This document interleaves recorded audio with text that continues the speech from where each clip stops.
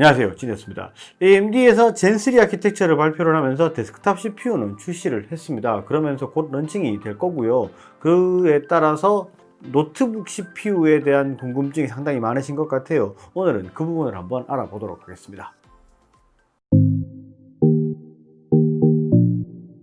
AMD에서 젠3 아키텍처를 발표를 하면서 실제로 데스크탑 CPU를 먼저 출시를 했어요. 노트북에 대한 부분은 전혀 언급이 없었습니다. 그리고 노트북 APU 같은 경우에는 아무리 빨리 출시가 돼도 내년 3월, 늦으면 4월 정도 수준이 될 수 있고 상황에 따라서는 더 늦어질 수도 있습니다. 그런데 그 부분에 대해서 궁금해 하시는 분들이 상당히 많으시더라고요. 그래서 어느 정도 해외 사이트에 있는 정보와 또 그리고 알고 있는 정확한 정보들을 조합을 해서 제가 말씀을 드릴 거고, 실제로 우리가 알고 있는 르누아르 CPU도 다시 등장을 하는 부분이 있습니다. 그 부분까지 조합을 해서 어떻게 CPU가 출시가 되는지 먼저 말씀을 드리도록 하겠습니다.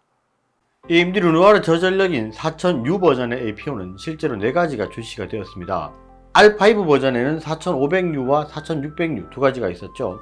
4500U는 6개 코어에 6개 스레드를 가지고 있는 2.3기가 베이스의 4.0기가의 부스트 클럭을 가진 CPU고요.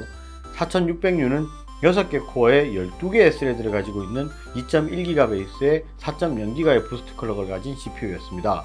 그리고 R7 버전에는 4700U와 4800U 두 가지가 있었죠. 4700U는 8개 코어에 8개 스레드를 가지고 있고 2.0기가 베이스의 4.1기가의 부스트 클럭이고요.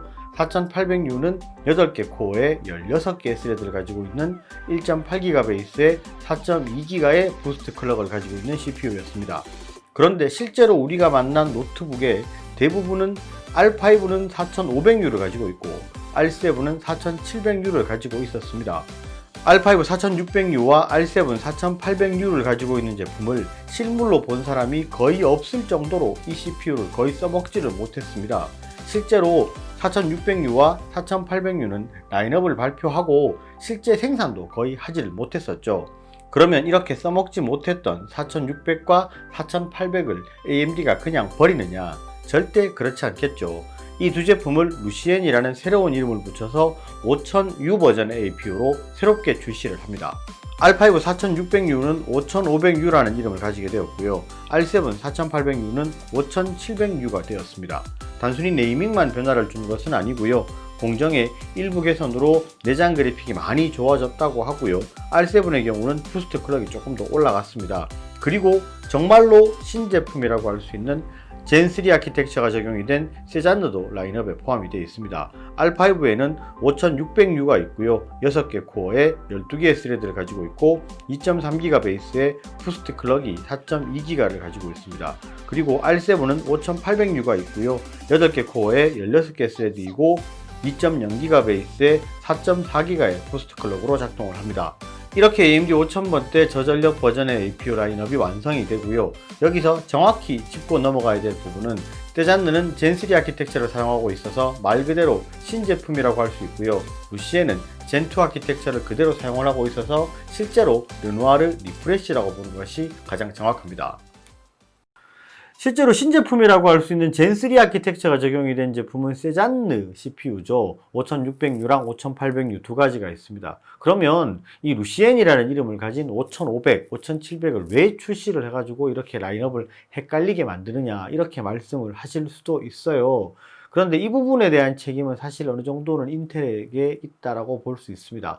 르누아르 CPU를 출시를 했을 때 원래 4500, 4600, 4700, 4800 이렇게 나왔습니다. R5에서는 4600, R7에서는 4800을 AMD에서는 이제 추후 시장 대응을 위한 카드로 숨겨놓은 제품이었었고, 실제로 4500U와 4700U로 시장 대응을 계속 했었습니다. 그리고 4600이랑 4800은 거의 생산하지도 않은 걸로 제가 알고 있습니다.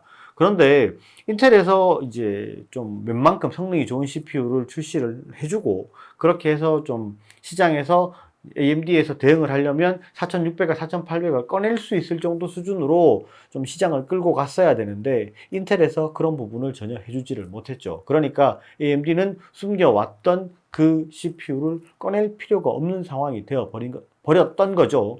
그래서 뭐 개발해 놨던 거를 섞일 수는 없고, 그러니까 이제 5000대 CPU에 출시를 할 때 라인업을 다양화하는 그런 이제 시장을 가지고 갈 수 있는 AMD에게 승기를 줘버리는 그런 상황이 좀 돼버린 거죠.